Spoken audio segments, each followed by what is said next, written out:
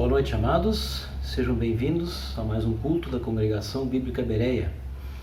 Ainda de forma virtual, ainda à distância, ainda cada um de nós provavelmente em suas casas, mas ainda assim sendo edificados pela palavra do Senhor, por meio dessa tecnologia que temos e que nos permite termos os nossos cultos, mesmo que dessa forma.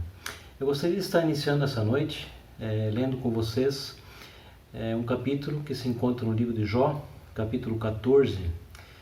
Por favor, quem tem a sua Bíblia pode estar abrindo, pode acompanhar então a leitura em Jó, capítulo 14. Jó falando sobre a brevidade da vida.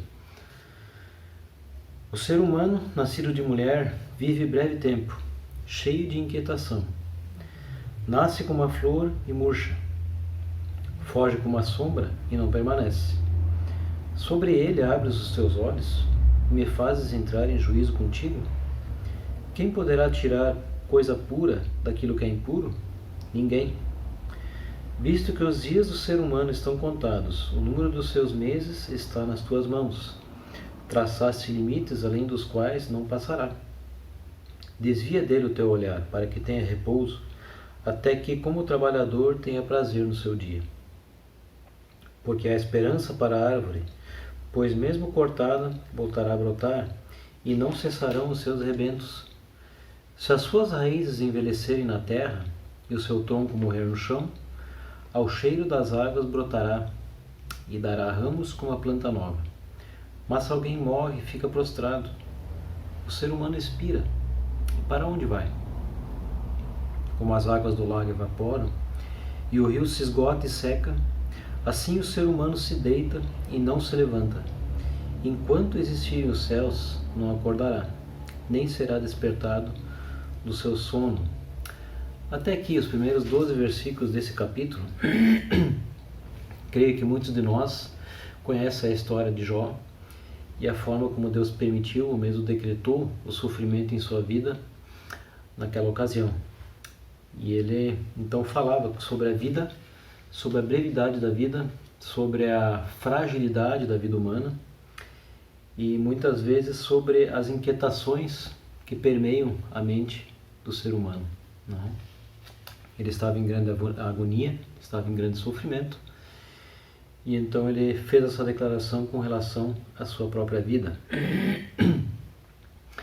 Amados, vivemos em meio a dias difíceis, e provavelmente muitos de nós, praticamente com certeza todos nós, estamos cheios de incertezas em relação ao futuro, em relação ao que virá após esse tempo pandêmico que estamos vivendo.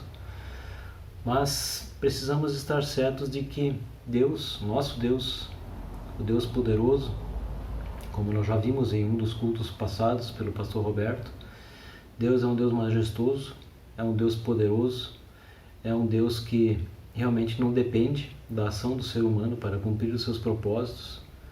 A sua glória é maior do que tudo. E as inquietações que nós temos em relação à vida podem e devem ser deixadas de lado e sendo depositadas realmente aos pés do nosso Senhor. Então, com essas palavras e com esse texto, gostaria novamente de estar cumprimentando a cada um que está conosco hoje. Obrigado pela sua presença conosco. Que Deus possa estar falando do seu coração por meio dessa mensagem de hoje, por meio dos cânticos, por meio de tudo que faremos aqui, em honra e glória ao nome do santo nome de Deus. Então, seja bem-vindo e que Deus realmente possa estar trabalhando em seu coração por meio de tudo que fizermos aqui hoje. Apenas lembrando a todos que se fazem presentes e estão ouvindo e vendo esse arquivo que enviamos no grupo, que ao final desse nosso tempo de culto, nós sempre abrimos o nosso culto por mais ou menos uns 20 minutos para que você possa manifestar e compartilhar conosco o que Deus tem falado ao seu coração por meio da mensagem, por meio do que foi feito hoje durante esse tempo de culto. Então, sinta-se à vontade para isso. É uma alegria para nós vermos e percebermos a sua participação e sabermos e compartilharmos com você do que Deus tem feito e trabalhado em seu coração. Vamos orar? Nosso Deus e Pai, nós queremos chegar à Tua presença, te louvando, Pai, pela oportunidade que temos de estar cultuando a Ti por meio dessa ferramenta que temos, Senhor, para podermos estar chegando à Tua presença, mesmo em locais diferentes, mas te adorando, Senhor, juntos e de uma forma que realmente podemos estar te buscando, ouvindo mais ensinamentos por meio do Teu servo que trará a Tua palavra. Colocamos essa reunião toda em Tuas mãos, que Tu possas realmente estar sendo glorificado por meio de tudo que fizermos aqui, Senhor. E Tu possas estar falando ao coração de cada um daqueles que se encontram conosco. Abençoa-nos nesse tempo, é o que eu te peço, Pai. Agradeço já, em nome do Teu santo nome, do Teu Filho Jesus. Amém. Bom culto a todos, que Deus abençoe.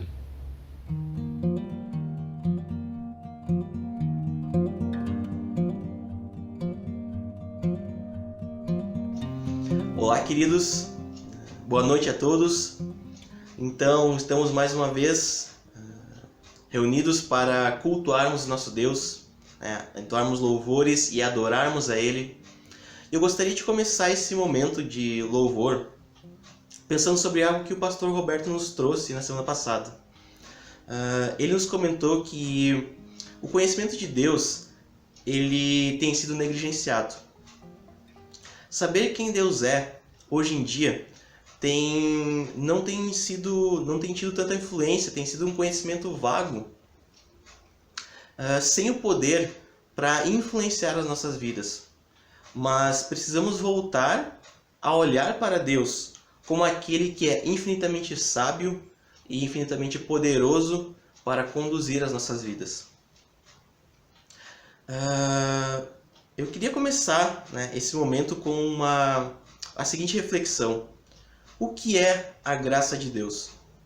O que ela representa para nós? E essa graça, ela tem influenciado a sua vida? O primeiro cântico, ele tem esse nome, Tua Graça. E é justamente porque ele revela, ele nos faz lembrar o que a graça de Deus representa para as nossas vidas. Ela descende dos altos céus, porque vem do próprio Deus.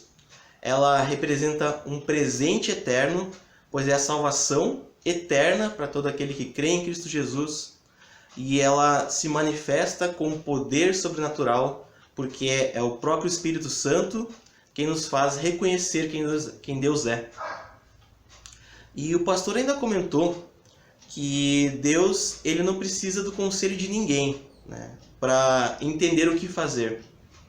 Ele sabe muito bem como o seu povo vai ser santificado, a forma como o seu povo será santificado. E pensando nisso, isso nos faz lembrar de um versículo, me faz lembrar de um versículo em 2 Coríntios, no capítulo 12, o versículo 8 diz o seguinte, Paulo falando aqui: 3 vezes roguei ao Senhor que o tirasse de mim. Então, Paulo aqui ele está rogando ao Senhor que removesse uma dificuldade que ele estava enfrentando naquele momento. Mas olha só que interessante a resposta do Senhor para Paulo e depois o que Paulo conclui com essa resposta. Isso está escrito no versículo 9. Mas ele me disse: minha graça é suficiente para você, pois o meu poder se aperfeiçoa na fraqueza. Portanto, eu me gloriarei ainda mais alegremente em minhas fraquezas, para que o poder de Cristo repouse em mim. Então, Paulo aqui, ele reconhece que o poder de Deus ele é manifestado diante da fraqueza. Porque é diante da fraqueza que nós nos lembramos que há um Deus que concede graça diante das dificuldades, que há um Deus que concede graça, um Deus infinitamente poderoso e sábio, que nos conduz e nos faz lembrar que há esse Deus. E, de certa forma, podemos concluir como Paulo conclui no versículo 10. Por isso, por amor de Cristo, regozijo-me nas fraquezas, nos insultos, nas necessidades, nas perseguições, nas angústias. Pois quando sou fraco, é que sou forte. Então, é isso que representa a graça de Deus.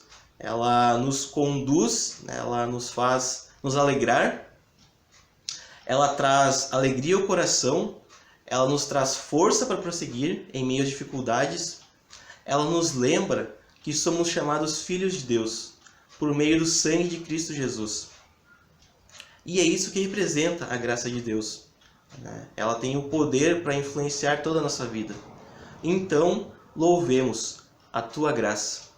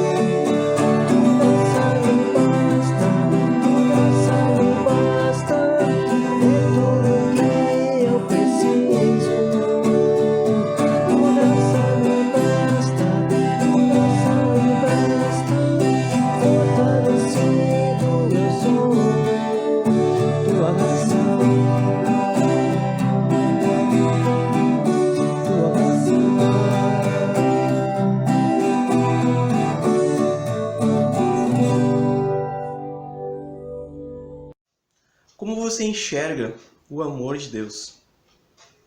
A próxima música nos fará refletir um pouco sobre o que é esse amor de Deus, que é de fato um amor completo, sem falhas. Como o próprio nome da música nos faz lembrar, completo amor. E essa música ela nos faz refletir sobre alguns textos da palavra de Deus.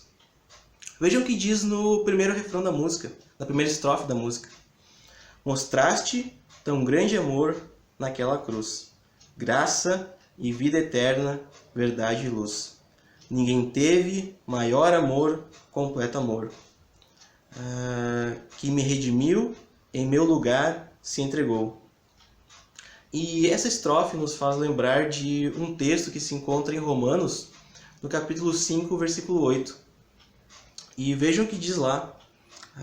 Esse texto diz o seguinte: mas Deus demonstra seu amor por nós.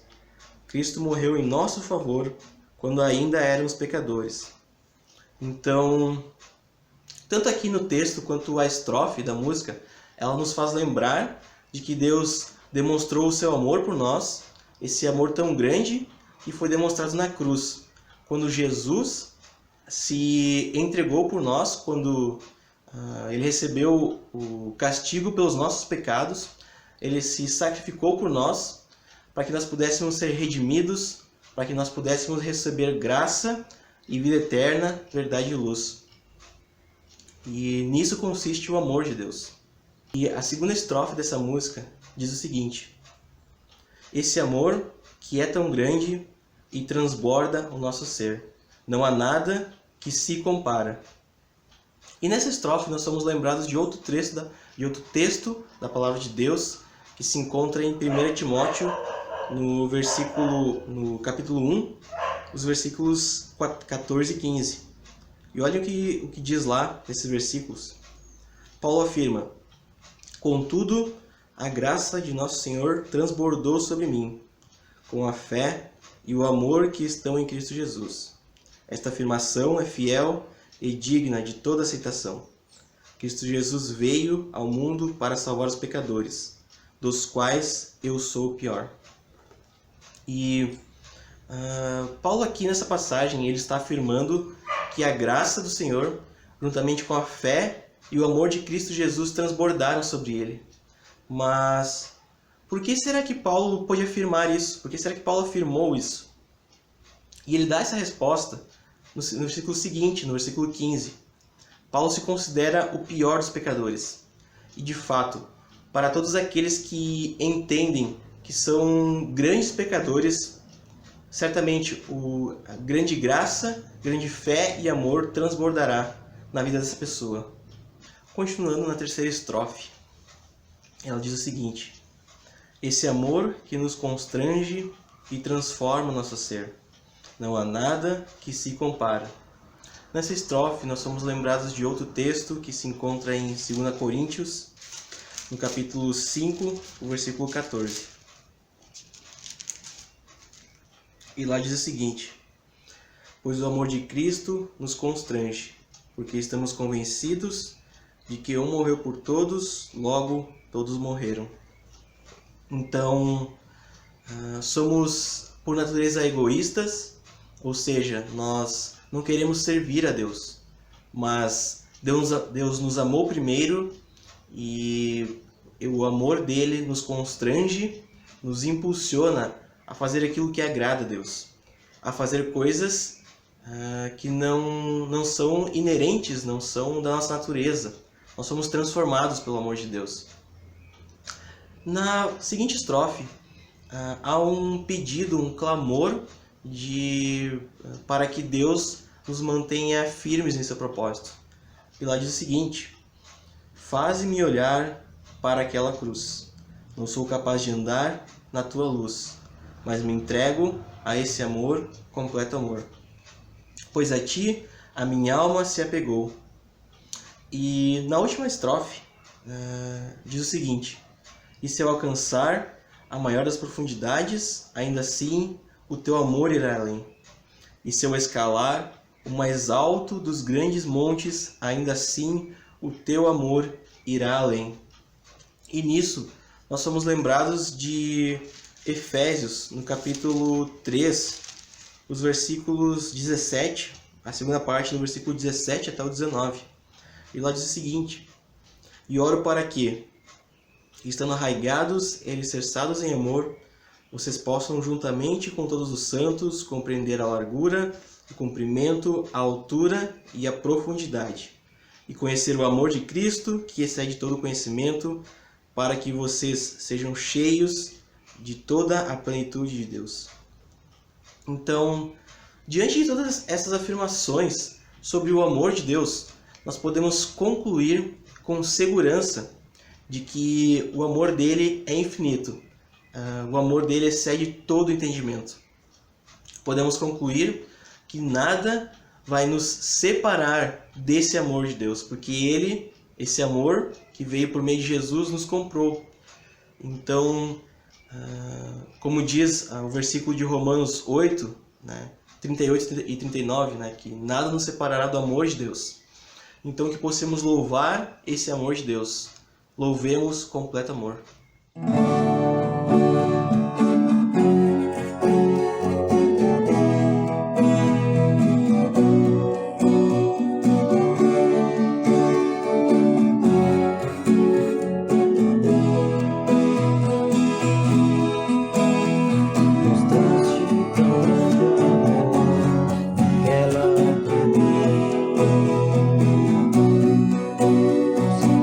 Graça e vida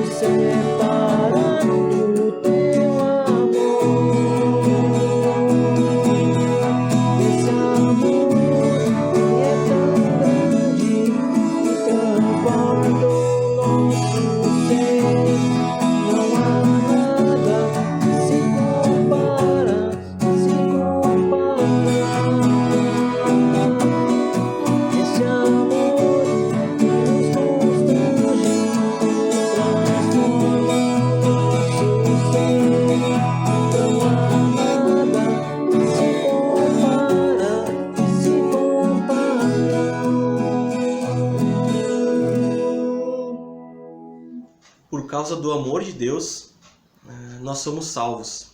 Somos libertados de vidas vazias, de vidas escuras. E a escuridão em nossa mente, ela é causada pelo nosso pecado. Ela nos cega, nos faz esquecer de que nós precisamos de um Salvador, nós precisamos de um Deus. E se o Senhor Jesus não nos libertar, nós seremos escravos dos nossos pecados. E vejam o interessante que diz em 1 Coríntios, no capítulo 15, os versículos 13 e 4. Pois o que primeiramente lhes transmiti foi o que recebi, que Cristo morreu pelos nossos pecados, segundo as Escrituras, foi sepultado e ressuscitou no terceiro dia, segundo as Escrituras. Então, aqui fala sobre a boa notícia de Deus para a humanidade. E essa próxima música louvará a boa obra do Senhor Jesus. Essa boa obra do Senhor Jesus. Então, louvaremos o Evangelho de Deus.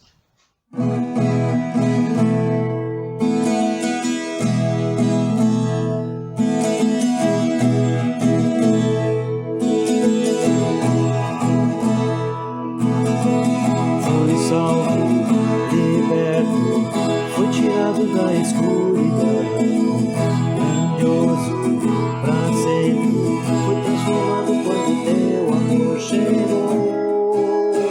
Desde a eternidade, viestes até nós, Jesus, Filho de Deus, teu amor chegou. Desde a eternidade, viestes até nós, Jesus, Filho de Deus. Viveu, morreu, levantou-se com poder, o caminho abriu para o mundo outra vez. Aleluia, por quem tu és.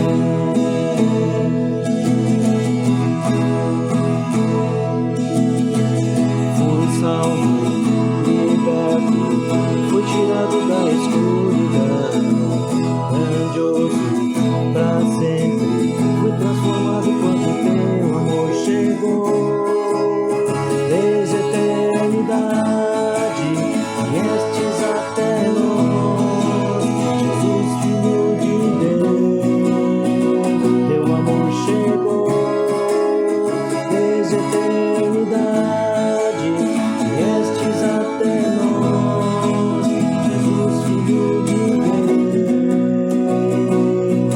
Viveu, morreu, levantou-se outra vez, o caminho abriu para o mundo outra vez. Aleluia, por quem tu és. Viveu, morreu, levantou-se com poder, o caminho abriu para o mundo outra vez. Aleluia, por quem tu és. Teu amor chegou.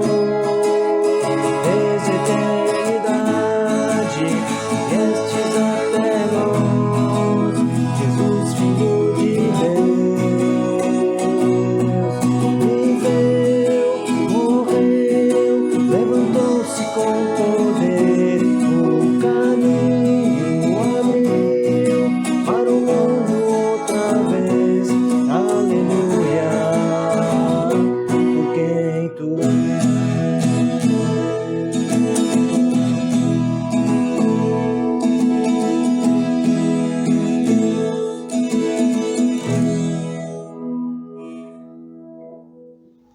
Aquele que já foi salvo, agora tem vida. Não está mais morto espiritualmente e já não receberá mais a morte eterna. Todo o passado de pecados já não decidirá mais o destino eterno daquele que foi salvo e foi comprado pelo sangue de Cristo Jesus. Podemos agora amar a Deus, podemos glorificá-lo da forma como Ele deseja. Jesus Cristo, o Rei dos Reis, nos trouxe a redenção, a esperança retornou, graça e paz nos revelou. Cantemos então o nosso último cântico, Redenção.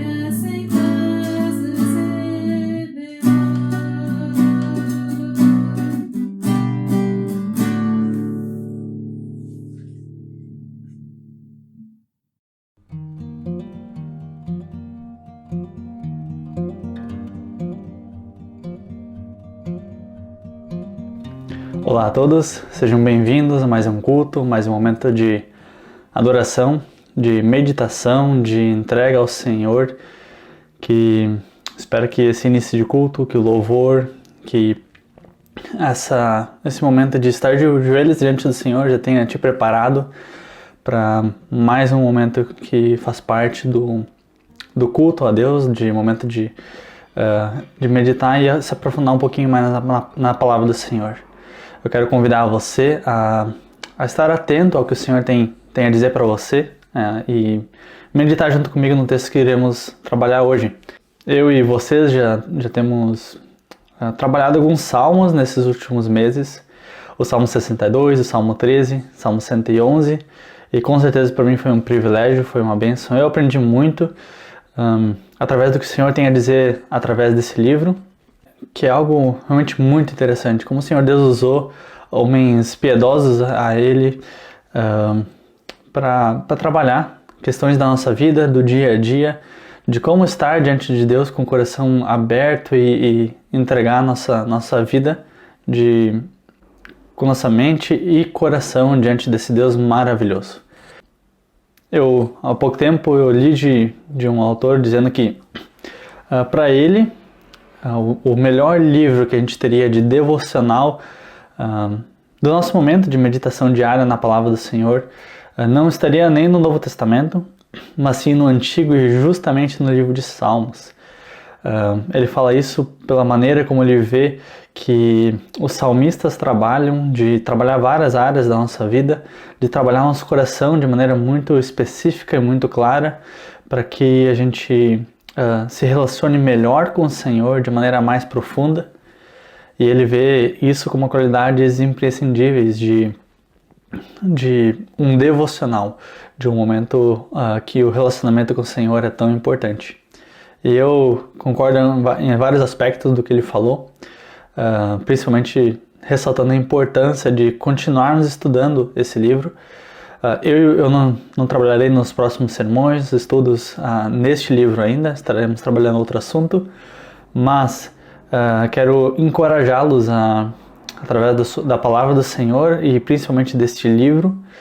Continue meditando nele, se puder, tenha um hábito constante de recorrer a estes salmos que podem encorajá-lo, que podem instruí-lo, que podem trabalhar no seu coração de maneiras tão diferentes que a gente às vezes nem imagina do que o Senhor pode fazer na sua vida, e com certeza Ele usa a palavra dele para isso e pode usar este livro tão precioso na sua vida.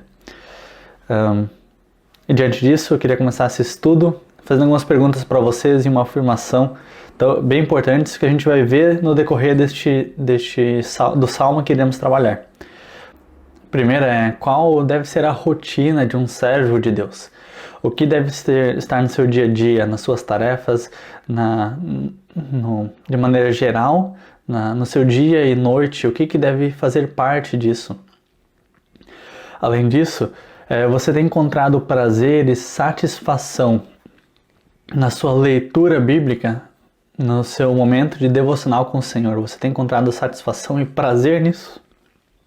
Ainda, o quão fácil é para você meditar nesta palavra?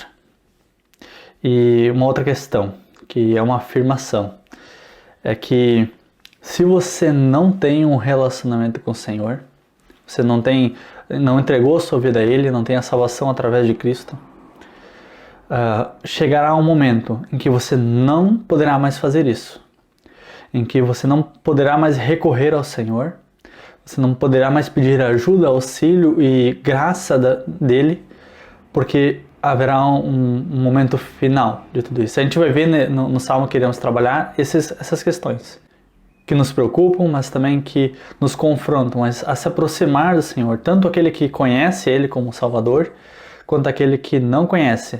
Pode correr para Ele e pedir sua ajuda, obter misericórdia, obter instrução e ter uma vida mais santa. E a partir disso, eu quero trabalhar o Salmo de capítulo de número 1 junto com vocês. Se puderem, abram a sua Bíblia ou abram seu celular e acompanhem esse texto, ou até mesmo na tela vai estar mostrando o texto para vocês poderem acompanhar. Salmo capítulo 1, vamos ler todo ele. Por favor, acompanhe. Como é feliz aquele que não segue o conselho dos ímpios, não imita a conduta dos pecadores, nem se assenta na roda dos zombadores. Ao contrário, sua satisfação está na lei do Senhor, e nessa lei medita de dia e de noite. É como a árvore plantada à beira de águas correntes, dá fruto no tempo certo e suas folhas não murcham. Tudo que ele faz prospera. Não é o caso dos ímpios. São como a palha que o vento leva. Por isso, os ímpios não resistirão no julgamento, nem os pecadores na comunidade dos justos. Pois o Senhor aprova o caminho dos justos, mas o caminho dos ímpios leva à destruição.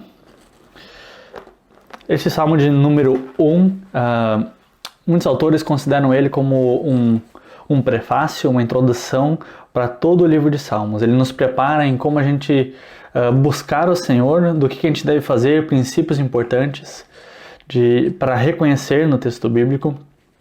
A importância de meditar, de estudar a palavra de Deus é ressaltada neste salmo, e que também há aqueles que são ímpios e aqueles que são justos. São tudo aspectos gerais que também são desenvolvidos em vários outros salmos e no livro de Salmos como um todo.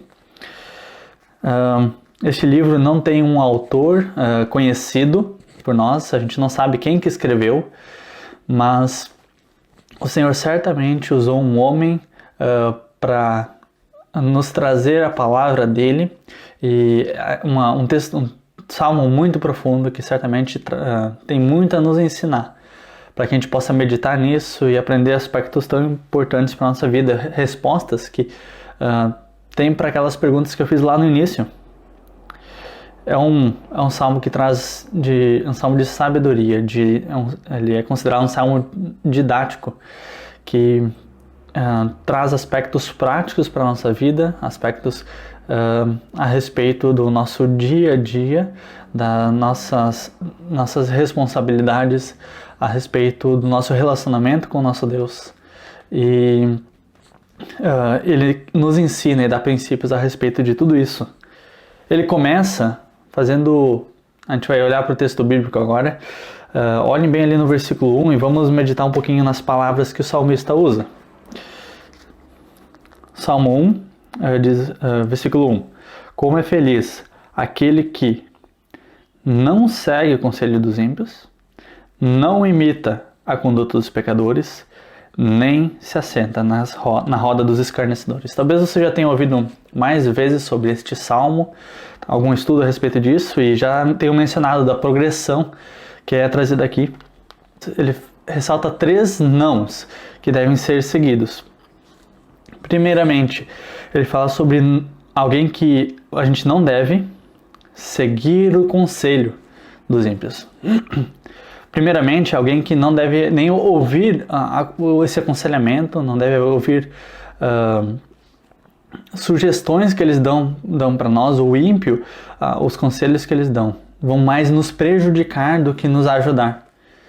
Esses conselhos que ele está trazendo aqui, então, a respeito da sua vida através do seu relacionamento com o Senhor, nós não devemos seguir esses conselhos, mas esse apenas ouvir pode transformar-se em algo mais perigoso.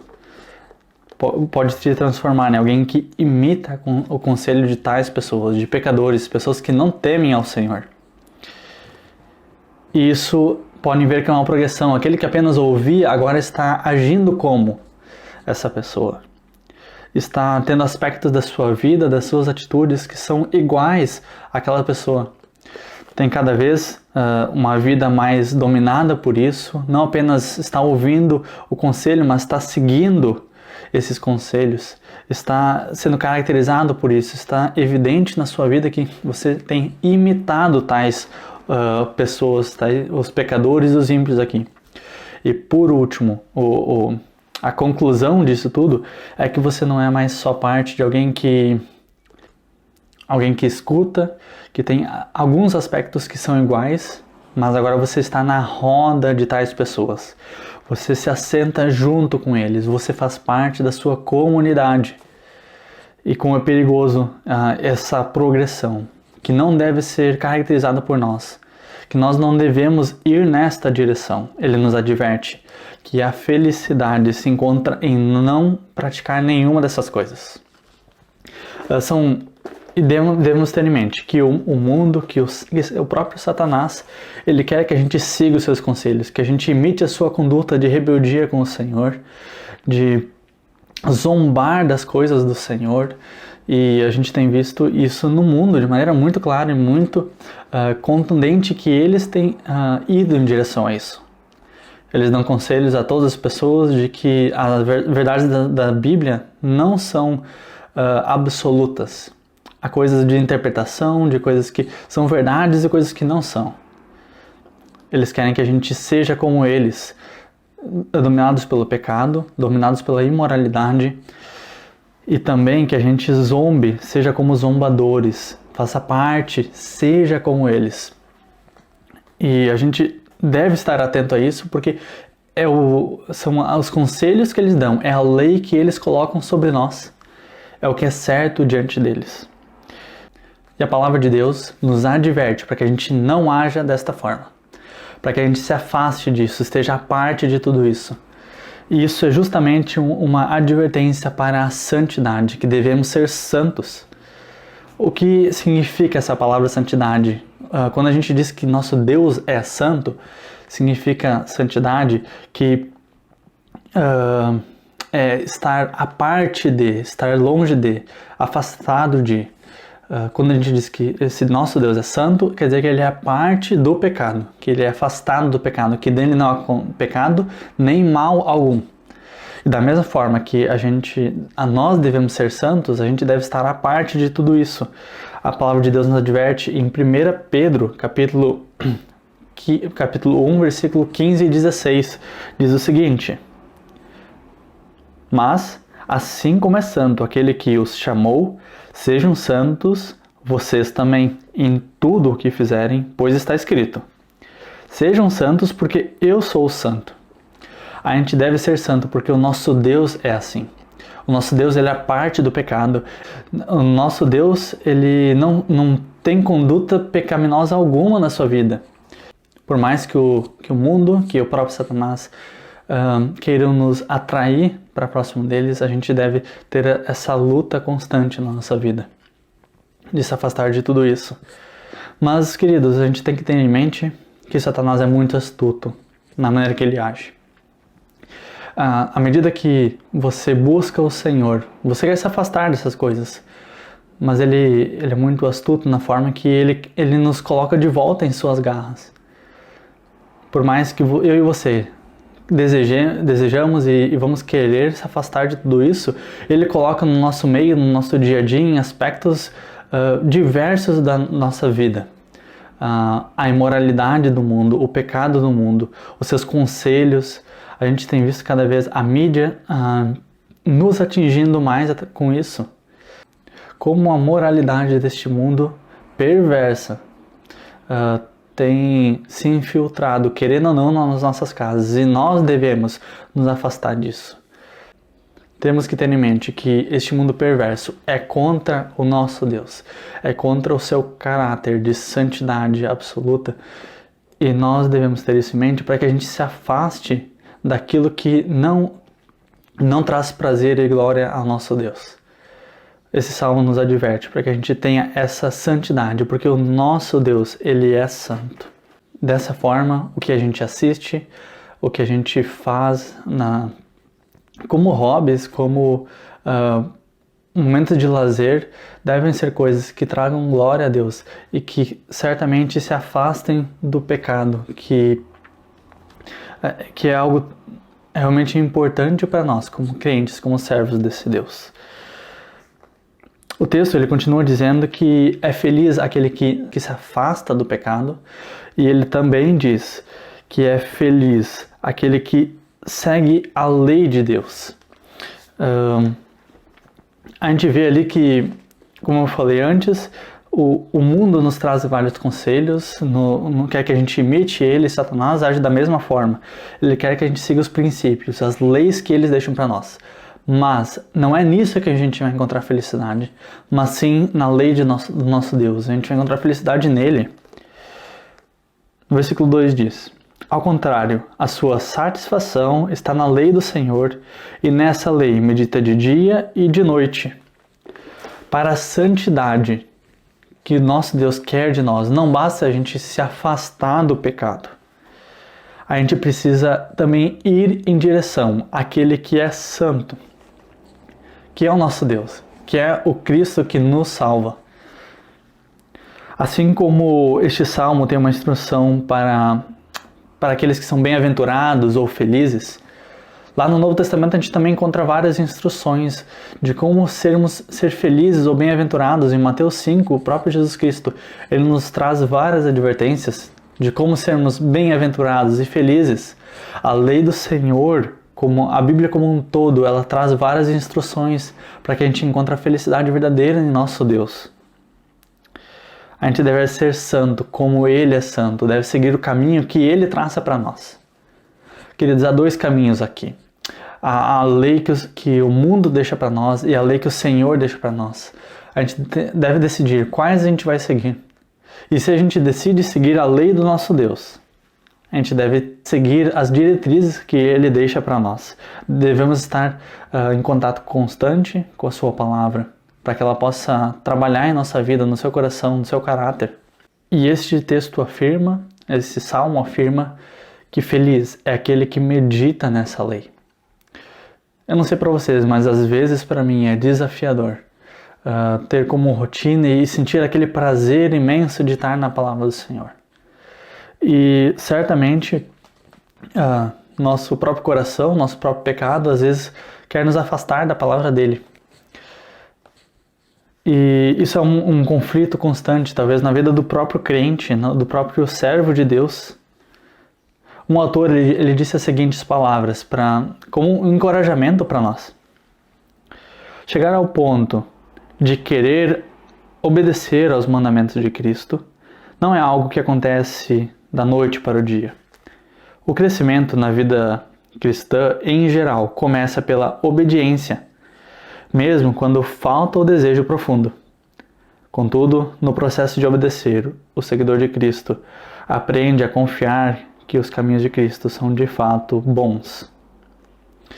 Talvez você não acorde todas as manhãs com aquele grande desejo de ir para a palavra de Deus, de meditar nela, de se aprofundar nela, de ter essa satisfação imensa que ela nos traz. Talvez você não tenha esse impulso natural, mas o que esse autor está querendo nos dizer é que muitas vezes o crescimento de maturidade, de desejo, dessa paixão que a gente tem pelo Senhor, não vem como um desejo natural, espontâneo de nós. E sim, muitas vezes, vem através da obediência. A gente faz porque a gente obedece ao que o Senhor nos manda, ao que Ele nos adverte. A gente vai porque Ele tem nos ordenado a fazer isso. E à medida que a gente obedece, a gente prova que os caminhos de Jesus são de fato bons. A obediência ao Senhor, ela traz prazer, ela nos ensina a amar mais a Ele. O próprio amor não é um sentimento natural, é uma escolha que a gente faz, é uma decisão. E com certeza, amar ao Senhor e ter a satisfação na palavra dEle, venha primeiramente pela sua obediência. Obedeça às ordenanças que Ele faz, que Ele diz para você, medite na palavra dEle, de dia e de noite. E com o tempo você encontrará uma grande satisfação e um deleite na palavra dEle. É uma responsabilidade que temos e um grande desafio. E o texto ainda diz que a gente deve meditar nessa palavra de dia e de noite. Um outro autor, ele disse o seguinte sobre essa questão de meditar de dia e de noite. A gente deve meditar de dia para que os homens vejam as nossas boas obras e glorifiquem o nosso Deus que está no céu. A gente deve meditar de noite para que o nosso Senhor veja, a gente possa se relacionar com Ele no íntimo, de maneira apenas com Ele ao seu lado. A gente deve meditar durante o dia, porque nós somos filhos da luz e mostrar que não temos medo de luz alguma. A gente deve meditar durante a noite, para que nós sejamos luz em meio às trevas e à escuridão deste mundo.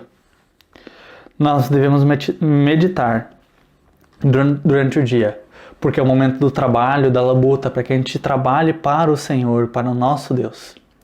A gente deve meditar durante a noite, para que a gente não seja encontrado na volta do nosso Senhor, que vem como um ladrão, que a gente não seja encontrado ocioso. São profundas as palavras deste homem que nos adverte, que nos incentiva a meditar na palavra do Senhor de dia e de noite, de diferentes formas, por diferentes motivos. Isso é aplicado para mim e para a sua vida. Nós devemos fazer porque isso é agradável ao nosso Deus. E certamente é feliz aquele que medita, que tem um grande prazer na palavra do Senhor e que a sua vida ela é preenchida por isso. O Senhor usa a palavra dele para encher nossa vida de conselhos importantes para nós, de princípios que podemos seguir. A sua palavra, ela transforma a sua vida e traz uma vida abundante. Por falar nisso, vamos continuar no versículo 3. Versículo 3 diz o seguinte: ainda está falando do justo, daquele que é feliz. Versículo 3. É como a árvore plantada à beira de águas correntes, que dá fruto no tempo certo, e suas folhas não murcham. Tudo o que ele faz prospera. Aqui a gente vê uma comparação, primeiramente, entre uma árvore que é viva. São alguns aspectos que são ressaltados aqui. Primeiramente, ela foi plantada. Não foi por acaso, por coincidência, que ela está ao lado de ribeiros, que é trazido aqui, de rios que trazem vida a ela, que dão a energia que ela precisa, o alimento que ela precisa. O próprio Senhor que a plantou ali, que ela está no lugar onde está, que ela é viva da forma que é, porque o Senhor a colocou onde ela está. Ela ainda é uma árvore frutífera. É uma árvore que realmente, por causa do que o Senhor fez, por causa da condição que ela está, ela tem frutos em abundância, tem frutos bonitos, que são muito úteis. E o fato dela ter a vida que tem faz com que ela tenha raízes profundas, que ela é extremamente firme na sua forma, ela é estável por causa da sua força, da energia que vem a ela, do alimento que a fortalece. Essa árvore, por causa de tudo isso, ela não se abala por causa das circunstâncias, os desafios que ela enfrenta, os ventos, vendavais, o que vier por cima dela. Ela aguenta porque ela está com suas raízes extremamente firmadas, pois a sua vida vem do Senhor. E por último, ela é próspera. Aqui fala no versículo 3 mesmo. Tudo que ela faz prospera. Essa comparação. Trazendo luz à pessoa justa. Tudo que ela faz no seu dia a dia, nas suas tarefas, prospera. Isso é uma forte promessa da prosperidade do Senhor, que certamente virá para todos os seus justos. Para todos aqueles que pertencem ao Senhor, o Senhor faz prosperar. E aquele que é um servo de Deus, ele certamente irá prosperar, tendo tesouros com um valor inestimável. Mas interessante é que não é tesouros como este mundo oferece. Eu vou abrir alguns textos e vou mostrar o quão valiosos são os tesouros que o Senhor dá para nós. Se puderem, abram junto comigo em Mateus 6, versículo 19 a 21. Mateus 6, versículo 19 até o 21.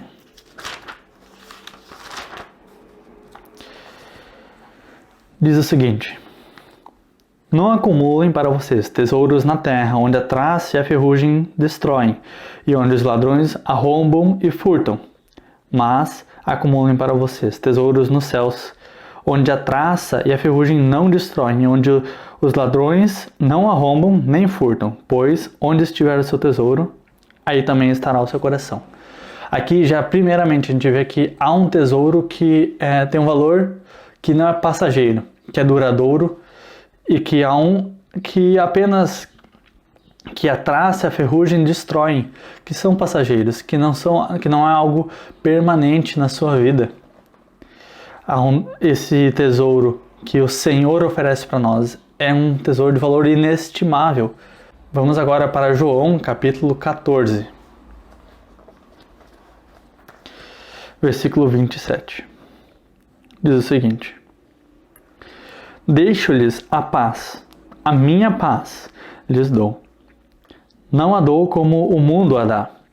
Não se perturbe o seu coração, nem tenha medo. Aqui é um presente, um tesouro que é inestimável, que não há um valor que se equivale a isso. Não há nada no mundo que possa te oferecer uma paz como essa que o Senhor dá. Não há nada no mundo que possa preencher a sua vida com uma tranquilidade, sem medos, sem receios, como o Senhor pode dar. Você quer esse tesouro? O Senhor promete a você. Se você buscar Ele, se você entregar a sua vida a Ele, o Senhor certamente trará essa paz. E ainda quero abrir junto com vocês em João, nesse mesmo livro, capítulo 10, versículo 10, onde Jesus Cristo fala: o ladrão vem apenas para roubar, matar e destruir. Eu vim para que tenham vida e a tenham plenamente. Essa árvore representada aqui no Salmo 1, no versículo 3, também é caracterizada por aquele que é um cristão verdadeiro. Jesus Cristo aqui está comparando os falsos líderes que oferecem, assim como, por exemplo, no Salmo de capítulo 1, versículo 1, fala de vários conselhos que o mundo dá, que não vão ser nada úteis para você. Jesus Cristo diz que os falsos líderes, eles vêm não para trazer vida, mas para roubar, matar e destruir. Mas o próprio Cristo, o presente que Ele dá, o tesouro que Ele deixa para você, é uma vida e uma vida abundante, assim como essa árvore representada aqui, onde as folhas são verdes, os seus frutos são grandes e numerosos, onde suas raízes são firmes e há uma estabilidade, segurança e uma paz na sua vida. A árvore que é trazida aqui, ela pode ser representada por você, pela sua vida, por uma vida realmente de grandes resultados, de grande prosperidade, não como do mundo, mas algo muito mais valioso. Queridos, ainda tem no versículo 4 o contraste disso tudo, o contraste desta vida abundante. Olhem ali junto comigo no versículo 4, onde diz o seguinte: não é o caso dos ímpios. Eles, aqui está falando, são como a palha que o vento leva. Queridos, toda essa vida que era caracterizada por uma árvore forte, aqui é contrastada com a vida do ímpio, em que ela é como a palha, que é levada pelo vento de um lado para o outro, onde não tem vida, onde não há frutos. A palha no Antigo Testamento é normalmente representa algo que não é agradável ao Senhor e que não é abençoado por Ele. Eu vou trazer alguns exemplos para que vocês entendam um pouquinho melhor isso. Em Isaías 17:13 diz que compara a palha com um exército invasor, algo que era contrário ao Senhor, contra o povo do Senhor. E ainda em Isaías 29, capítulo 5, diz que é da mesma forma o próprio exército invasor. Isaías capítulo 41, versículo 15, compara a palha com os inimigos. Oséias 13:3 diz que a palha é como o Efraim idólatra. Zofanias 2:2 é o povo pecador. E em Jó, capítulo 21, versículo 18, diz que é como os perversos. Aqui também compara, neste texto de Salmo 1, com algo que não tem nenhuma utilidade. E para que a palha serve? Qual é a função que ela tem? Eu não conheço quase nenhuma função. No que a palha é boa para fazer ou para ser feita dela? Bem, até onde eu sei, apenas ela queima bem. O resto não tem muita utilidade. Queridos, e a consequência disso? A gente vê no decorrer desse texto. Olhem junto comigo agora no versículo 5, onde diz o seguinte: por isso os ímpios não resistirão no julgamento, nem os pecadores na comunidade dos justos. Aqui a gente vê que, ainda que esses ímpios tentarão resistir no julgamento, tentarão resistir ao julgamento do Senhor, já será tarde demais, não haverá mais volta. Aí já chegou o momento final onde esses dois caminhos chegam, tanto do ímpio quanto do justo. Haverá um momento em que, quando o julgamento de Deus começar, o ímpio não poderá ser mais resgatado de seu caminho. O versículo 6, ele coopera para isso, onde diz ali na última parte do versículo 6, mas o caminho dos ímpios leva à destruição. Reparem agora que a situação em que está, o momento em que o ímpio está, é definitivo. Não há mais volta. Acabou-se todas as esperanças de vinda para o Senhor, de resgate do Senhor.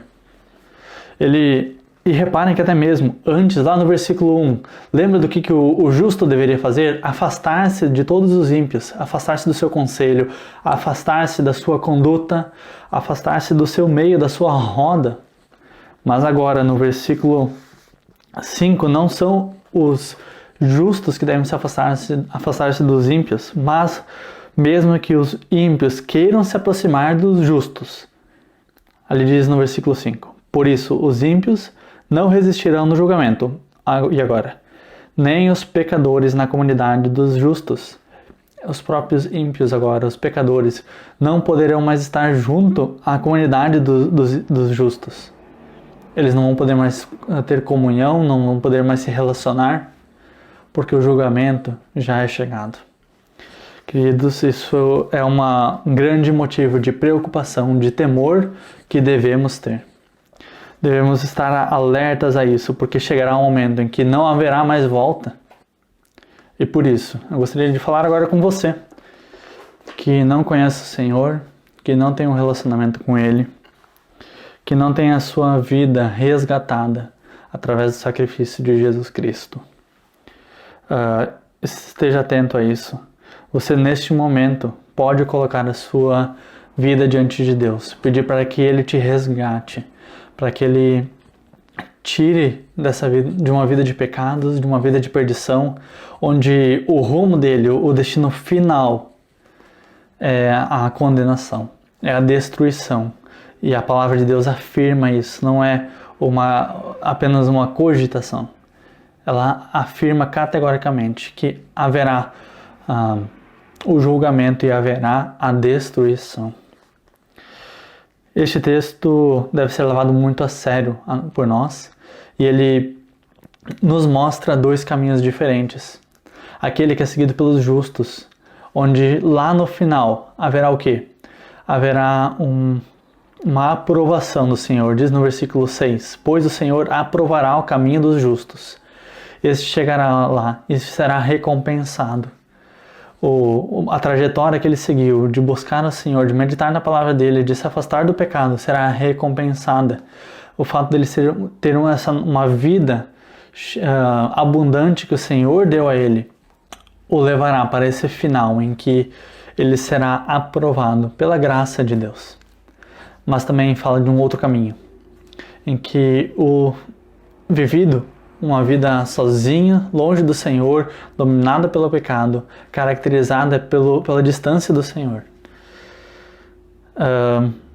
levará no final para uma destruição. Queridos, é uma pergunta e uma resposta importante.